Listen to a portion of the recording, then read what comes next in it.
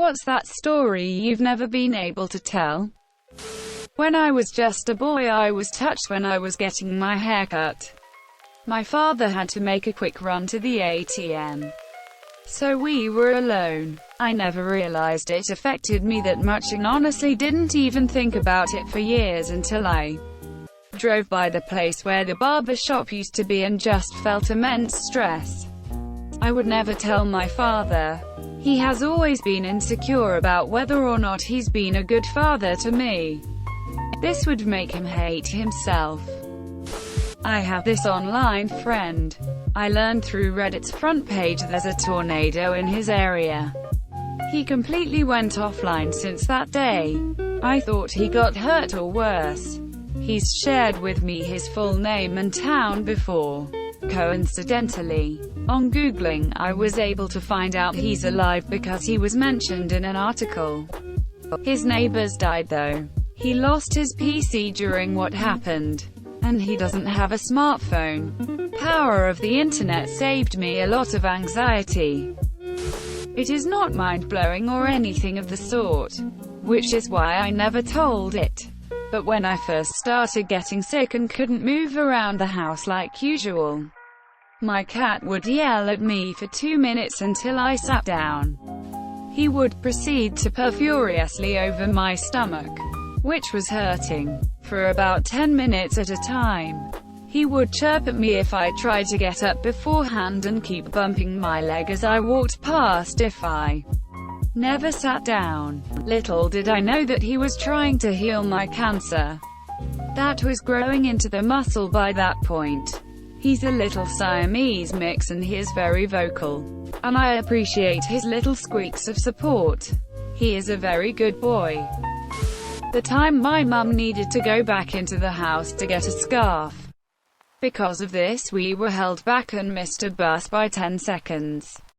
That bus then crashed into a bridge at very high speed because the bus driver had mental health problems. It is the closest I have ever been to death. I will never complain about my mum going back to get a scarf in my life again. In 7th grade one night I was like, I really don't feel like going to school tomorrow. So I looked up how to get a fever. I found a tutorial that said to take a bath at the hottest temperature your bathtub will go, and then stay up all night. I decided to try it and I started the water for a steaming hot bath. It stung to get in it, and I somehow survived it for 30 minutes. When I was getting out I felt dizzy and then I fell on the floor and had a seizure.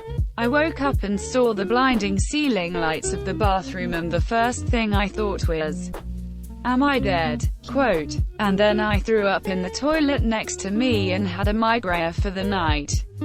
And later found out I got first-degree burns. So long story short, don't do that. Around 42 years ago, my little brother was playing with matches and set the woods on fire. Burned about 10 acres. Everyone assumed that it was me smoking in the woods, so he and I just let it be me. I took the blame. And the ass whooping. Because Dad was kinda rough on the ass whoopings when he was mad. And I didn't want my little brother to have to take it. Being that Dad got a little carried away this time. Broke my arm. We've just never told anyone the truth. The first time I invited my girlfriend to spend the night at my college apartment, I went to bed early. We're both gamers, but I'm an early bird and she's a night owl. She reassured me I could go to sleep without her because, little did I know, she had plans to unlock Toadette, and the special cup in Mario Kart DD for the GameCube. My apartment complex had very strict parking. There were only 2 parking passes for me and my roommate. But I encouraged my girlfriend to park in the lot anyway because I'd never seen a friend get towed. In the couple of years I lived there, she really didn't want to get towed though. So I promised to pay if she got her car impounded. So I go to bed while she plays Mario Kart all night. Little did I realize she's an absolute freak at the game. I wake up early in the morning to find her passed out from a night of gaming. I fire up the GameCube to play some Mario Kart with breakfast. Not aware she unlocked almost everything in the game. I proudly proclaim, "You got towed." Barely awake, she responds, "I got towed? ? Yeah, you got towed last night while I was sleeping. I can't believe it. Quote, I got towed. Quote, yeah, don't you remember? Quote, she frantically checks behind the blinds to look outside at the parking lot. I didn't get towed. Yeah, you got towed and towed at last night. One of our best moments for sure. When I was 17, I was raped by the boy who lived up to the street. When I finally got myself home, I went to my dad and he yelled at me for not being home earlier. My phone got taken away and I was sent to my room. I couldn't even shower. I could never bring myself to tell him after that. I still never talk about it with anyone. I was a Peace Corps volunteer in Western Samoa. One weekend, several of my fellow volunteers and I went camping on this tiny private island. On the first or second night, we made a bonfire and all got super drunk, then went skinny dipping. The water was only about chest deep, warm and still. There was no light pollution, so the stars were blazingly bright. We also inadvertently kicked up some bioluminescence, filling the water with stars. Tipsily floating naked in the warm sea, completely surrounded on all sides by stars and close friends, is one of my most beautiful and euphoric memories.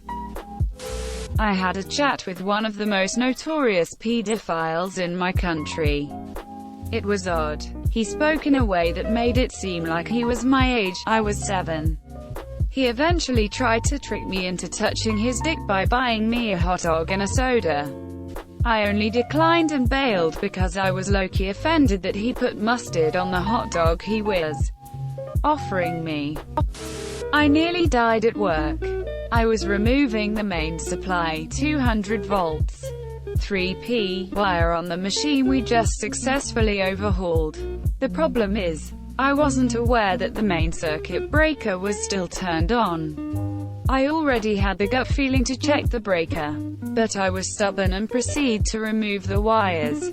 As I removed the second wire, I accidentally short-circuited it, creating a huge spark right in front of my eyes. First thing I did was to check my hand, which was thankfully unharmed but had visible dark spots due to the strong electric current on the short-circuiting of the wires. Good thing I was half-conscious and went on to turn off the main circuit breaker. Some of my workmates saw and approached me while asking if everything was alright. After removing the wire, I took a walk and had a deep thought: what might happen to me if those wires touched me?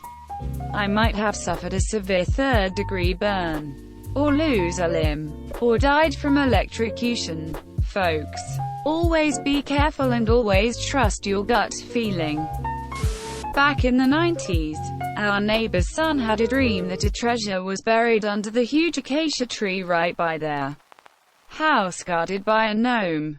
The dad rented a backhoe and they dig up. It was big news. Everyone in the village knew what they were up to. After a couple of days, they found nothing. The family left the village. Relocated out of shame is what we all thought. A relative, I think an aunt, stayed. About 10 years ago, the son, all grown up, returned and had their old house renovated. That house is now the biggest in the entire village in a sprawling lot. He operates a few businesses, one of which is the only water purifying store, a huge business in my country, in the village. Right by their gate there's a gnome figurine. When I was about 14, I found a slingshot in the woods. It was a pretty good slingshot that must have cost a fair bit, as it had a metal frame and a thick rubber sling. One day my friend and I were on top of a hill out in the countryside and a jogger came running out of the nearby tree line. He was some distance away and below us. Without putting a lot of thought into it, I shot a stone just above his head. The rock went exactly where I wanted it to. But if there was wind, or my aim was off, or 1,000 other factors, I would have seriously fucked that jogger up. I muse on that at least once a week. I never see my friend and we haven't spoken about it since it happened. I've told this on Reddit before, but never in person. So I was at a water park with a girl I had a huge crush on and some of our mutual friends. I'm not a big fan of rides. She had been trying to talk me into going on one all day, and I finally agreed to try out this one really intense looking slide. Basically you go down the slide while sitting on this big inflatable thing. And it was for 2 people, so naturally I got paired up with the girl I had a crush on. We both climbed into the inflatable, which had these little handles on it for you to hold onto when you went down. When we went down the slide, it was way faster than I thought it would be. I accidentally let go of one of the handles, tried to grab it again, and ended up grabbing her hand instead by accident. I was really embarrassed, but she put her other hand on top of mine until we reached the bottom. I guess she thought I was scared, which is also kinda embarrassing, but it was a nice moment. She later went on to be my first kiss about 6 months later, and we're still close friends today. Went to a weekend festival back in the 80s. Decided to fuck a guy the first had just met down on the rocks by the ocean. It was quite awesome actually. Warm summer air, getting down and sweaty, cooled off by the occasional wave spraying us. Anyhow, as we finished we suddenly hear resounding applause from above. Look up and realize that we've put on a free show for a bunch of people sitting on a ledge above us. There was nothing to do but stand up, hold hands and take a bow. Not exactly a story you bring up in casual conversation. You made till the end. You're a ducking beast, I'll cut you a deal. Smash like and subscribe now. It's free and that's a great price.